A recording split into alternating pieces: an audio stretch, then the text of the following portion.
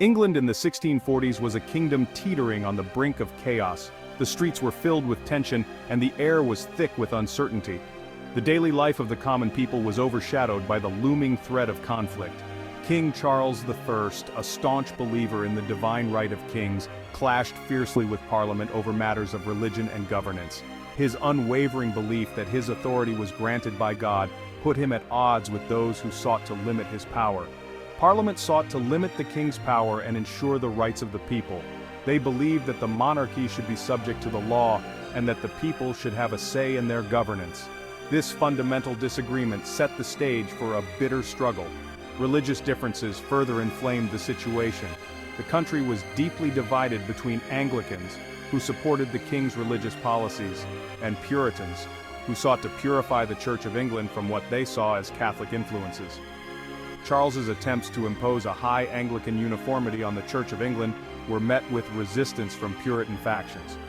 These Puritans were determined to resist any form of religious imposition that they felt compromised their beliefs. Social and economic tensions added fuel to the fire. The common people were struggling under heavy taxation and economic hardship, leading to widespread discontent. The marketplace, once a place of commerce and community, became a hotbed of unrest. England was undergoing rapid change, with a growing merchant class challenging the traditional power structures. These merchants, who had amassed wealth and influence through trade, began to demand a greater say in the governance of the country. By 1642, England was a powder keg waiting for a spark. The streets were filled with tension, and armed soldiers patrolled the cities ready for conflict. The atmosphere was charged with anticipation and fear. That spark came when Charles attempted to arrest 5 of Parliament's leaders, plunging England into civil war. This bold and desperate move by the king was seen as a direct attack on the rights and freedoms of the people, igniting a conflict that would change the course of English history forever.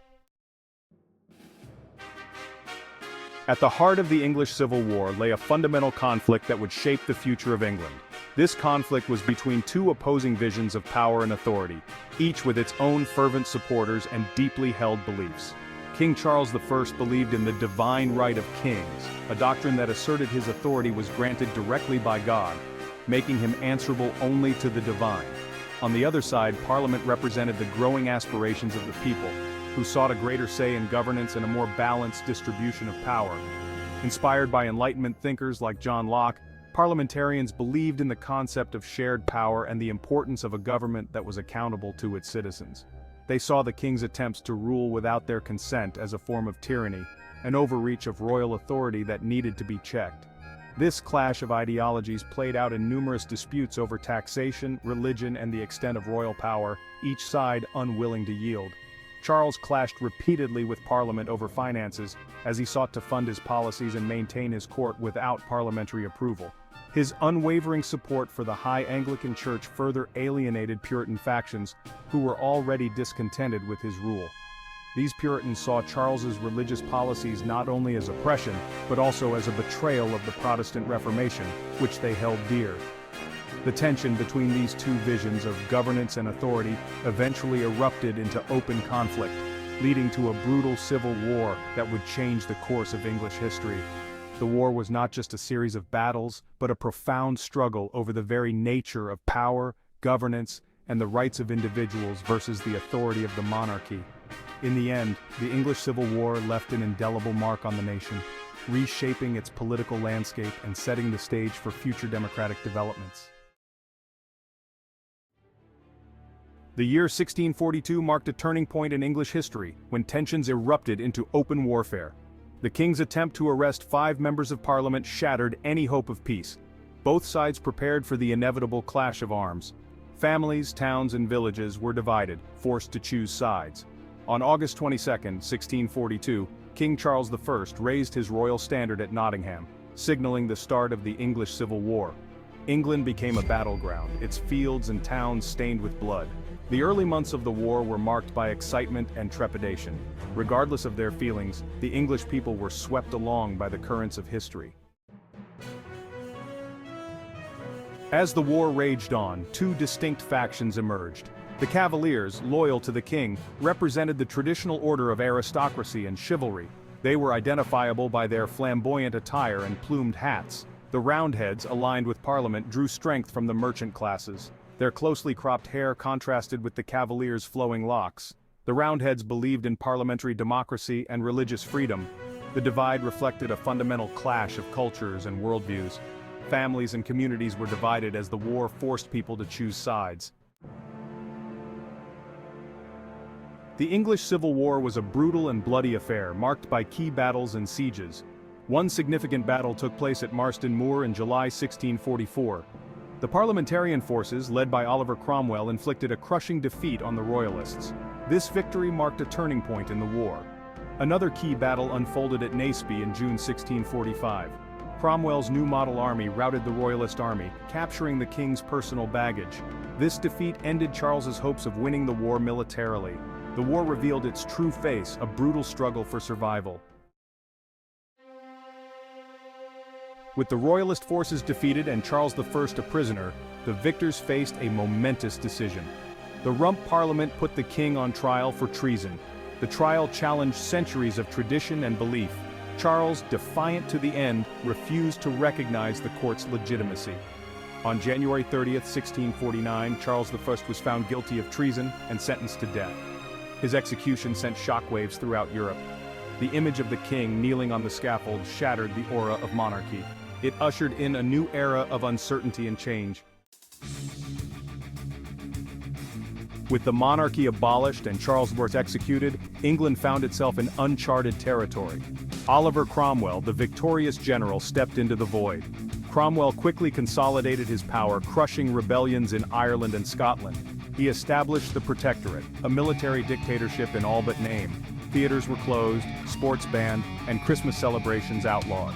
While his rule brought stability, it came at the cost of personal freedom. Cromwell reformed the legal system and promoted education. His legacy remains a complex mixture of military brilliance and authoritarian rule. The death of Oliver Cromwell in 1658 plunged England into uncertainty. His son Richard proved unable to hold on to power. The Protectorate crumbled, and the nation yearned for stability. In 1660, Charles II was invited back to England to reclaim the throne. The Restoration marked the end of the English Republic and the return of the monarchy. Charles II sought to heal divisions and restore national unity. He reopened theaters, encouraged the arts, and adopted a more tolerant approach to religion.